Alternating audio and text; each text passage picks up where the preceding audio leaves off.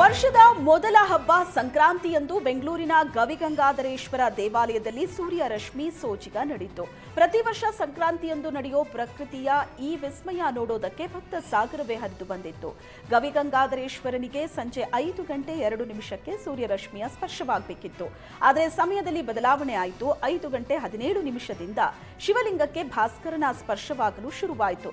ನಂತರ ಲಿಂಗದ ಮೇಲೆ 5:17 ಸುಮಾರು 6 ನಿಮಿಷಗಳ ಕಾಲ ಸೂರ್ಯ ರಶ್ಮಿ ಬಿದ್ದಿದ್ದು, ಬಳಿಕ ಉತ್ತರಾಯಣಕ್ಕೆ ಪಥ ಬದಲಾಯಿಸಿದ್ದಾನೆ. ಮೊದಲು ದೇಗುಲದ ಹಂಸದ್ವಾರದ ಮೂಲಕ ನಂದಿಯನ್ನ ಸ್ಪರ್ಶಿಸಿದ ಭಾಸ್ಕರ, ಬಳಿಕ ನಂದಿಯ ಕೊಂಬಿನ ಮೂಲಕ ಹಾದು ಹೋಗಿ ಈಶ್ವರನ ಪೀಠ ಸ್ಪರ್ಶಿಸಿದ್ದಾನೆ. ನಂತರ ನಿಧಾನವಾಗಿ ಶಿವಲಿಂಗ ಸ್ಪರ್ಶಿಸಿದ್ದಾನೆ. ಸೂರ್ಯರಶ್ಮಿ ಗರ್ಭಗುಡಿ ಪ್ರವೇಶ ಮಾಡುತ್ತಲೇ ಗಂಗಾಧರನಿಗೆ ದೀಪಾರಾಧನೆ ಪ್ರಾರಂಭ ಆಯಿತು. ಈ ವಿಸ್ಮಯ ಕಣ್ತುಂಬಿಸಿಕೊಳ್ಳುವುದಕ್ಕೆ ದೇವಸ್ಥಾನದ ಹೊರಗಡೆ LED ಸ್ಕ್ರೀನ್ ವ್ಯವಸ್ಥೆ ಮಾಡಲಾಗಿತ್ತು.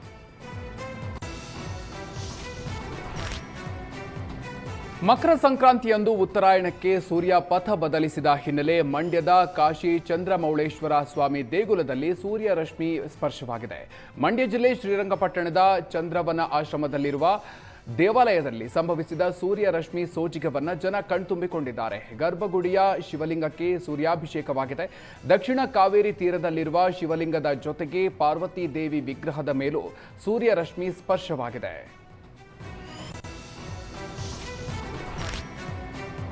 ಬಾಗಲಕೋಟೆಯಲ್ಲಿ ಸಂಕ್ರಾಂತಿ ಸಂಭ್ರಮ ಕಳೆಗಟ್ಟಿದೆ. ಸುಗ್ಗಿ ಹಿನ್ನೆಲೆ ಬಾಗಲಕೋಟೆಯ ಹುನಗುಂದ ತಾಲೂಕಿನಲ್ಲಿರೋ ತ್ರಿವೇಣಿ ಸಂಗಮದಲ್ಲಿ ನೂರಾರು ಭಕ್ತರು ಮಿಂದೆದ್ದಿದ್ದಾರೆ. ಕೃಷ್ಣ, ಮಲಪ್ರಭಾ, ಘಟಪ್ರಭಾ ನದಿಗಳ ಸಂಗಮ ತಾಣವಾಗಿರೋ ಕೂಡಲ ಸಂಗಮದಲ್ಲಿ ಭಕ್ತರು ಪುಣ್ಯ ಸ್ನಾನ ಮಾಡಿದ್ದಾರೆ. ಸ್ನಾನದ ಬಳಿಕ ಸಂಗಮನಾಥನ ದರ್ಶನ ಪಡೆದು ಭಕ್ತರು ವಿಶೇಷ ಪೂಜೆ ಸಲ್ಲಿಸಿದ್ದಾರೆ.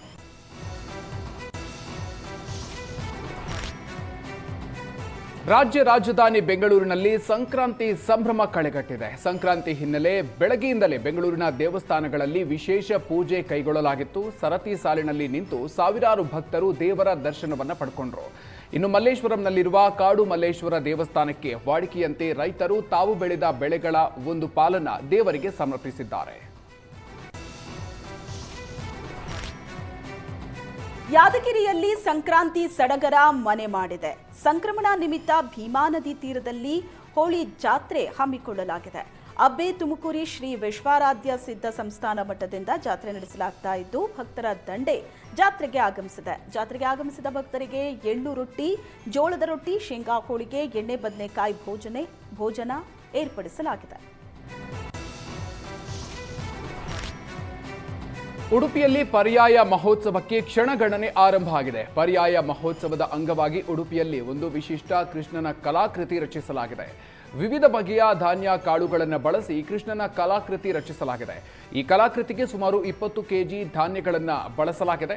ಕಲಾಕೃತಿಯು 9 ಅಡಿಯಷ್ಟು ಎತ್ತರವಿದ್ದು, ಬಟಾಣಿ, ಹುರಿಗಡಲೆ, ಉದ್ದು, ತೊಗರಿ, ಹೆಸರು ಕಾಳು, ಅವರೆಕಾಳು ಮುಂತಾದ ಕಾಳುಗಳನ್ನು ವರ್ಣ ಸಂಯೋಜನೆಗೆ ಅನುಸಾರವಾಗಿ ಕಲಾವಿದರು ಜೋಡಿಸಿದ್ದಾರೆ. ಆರ್ಟಿಸ್ಟ್ ಫೋರಂನ ಕಲಾವಿದರಾದ ಶ್ರೀನಾಥ್ ಮಣಿಪಾಲ್ ಕಲಾಕೃತಿಯನ್ನ ರಚಿಸಿದ್ದಾರೆ. ಶ್ರೀನಾಥ್ ಮಣಿಪಾಲ್ ಜೊತೆಗೆ ಇನ್ನೋರ್ವ ಕಲಾವಿದ ರವಿ ಹಿರೇಬಿಟ್ಟು ಈ ಕಲಾಕೃತಿ ರಚಿಸಲು ಸಹಕರಿಸಿದ್ದಾರೆ. ಈ ಮುದ್ದಾದ ಕೃಷ್ಣನ ಕಲಾಕೃತಿಯು ಉಡುಪಿಗೆ ಆಗಮಿಸುವ ಲಕ್ಷಾಂತರ ಪ್ರವಾಸಿಗರನ್ನ ತನ್ನತ್ತ ಸೆಳೀತಾ ಇದೆ.